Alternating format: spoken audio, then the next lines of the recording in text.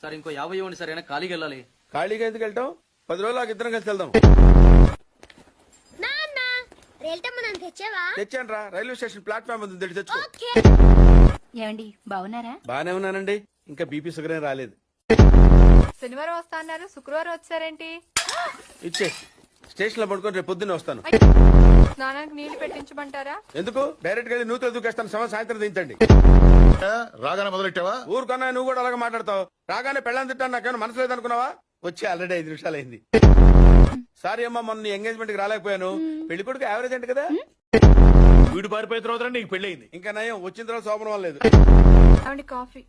శాస్త్రదే ఆ, ఏంటి సెకండ్ డేకి తీసారా? రేపటి నుంచి కాఫీ అడిగితే అడుక్కున్నాడు పోసినట్టు దోశట్లు పోస్తారా? ఉమ్, ఎక్కడికి? సాసర తెద్దామని. మరి దీన్ని ఏం చేయమంటావు? నువ్వు వచ్చే వరకు ఒలింపిక్ జ్యోతిని పట్టుకున్నట్టు ఇలా పట్టుకుని నిలబడినా ఇవ్వండి. విసుకుంటావంటే నేనా? మరి నేనా?